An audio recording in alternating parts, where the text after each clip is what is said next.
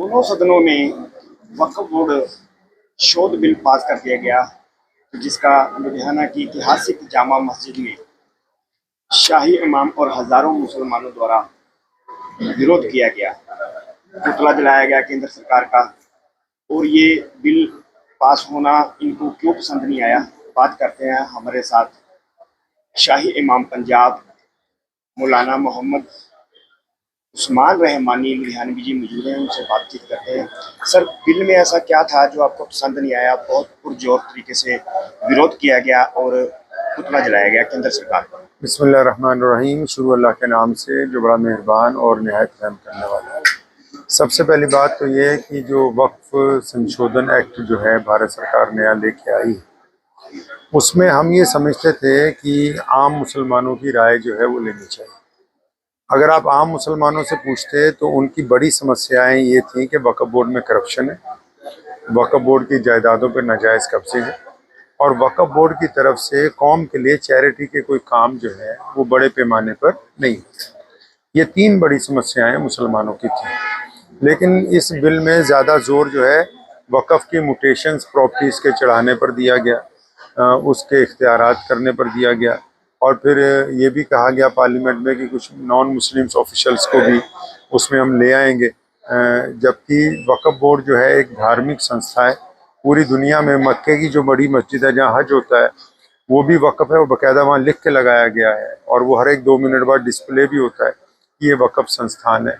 इसी तरह मदीना शरीफ की दुनिया की सबसे बड़ी जो मस्जिद है वहाँ भी। तो ये वक्फ जो है वो तो खुदा की मलकियत है, वक्फ बोर्ड कस्टोडियन होता है, बस इसकी देखभाल के लिए बनाया जाता है।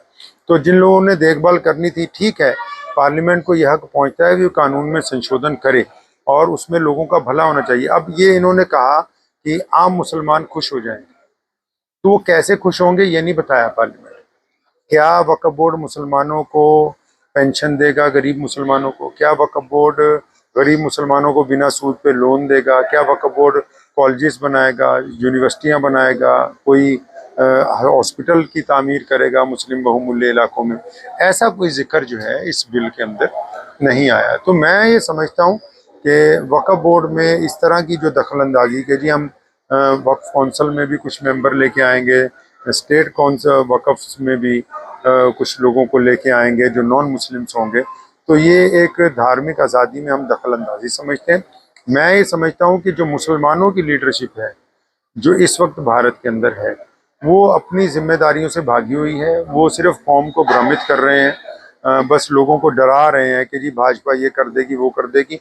वो अपनी बात रखने में नाकाम साबित हुए। भाजपा में भी जो मुसलमान है वो भी सरकार तक अपनी बात पहुंचाने में नाकाम साबित हुए हैं, क्योंकि अगर वो सरकार तक सही बात पहुंचाते तो वक्फ संशोधन एक्ट की तस्वीर ऐसी नहीं होती जैसी पेश की गई है। तो मैं सरकार से ये मांग करता हूं कि आपने जो एक्ट बनाया है इसमें जो 2-3 एतराज़ात जो हैं आम मुसलमानों के हैं, वो मुसलमान लीडरों के नहीं है।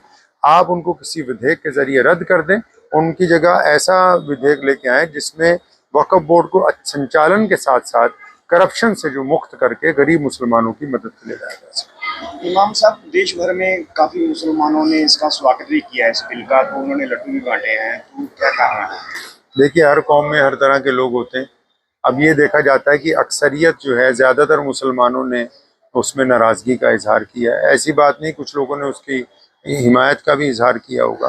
तो ये जो 2-3 बातें हैं, तो इस बारे में हमने सरकार से विनती की है और आज का प्रदर्शन रोज भी इसीलिए किया ताकि हमारी बात सरकार तक जो है वो पहुंचे। सर, लगता है कि वक्फ बोर्ड जो बिल पास किया गया तो उसको लेकर राजनीति भी की जा रही है।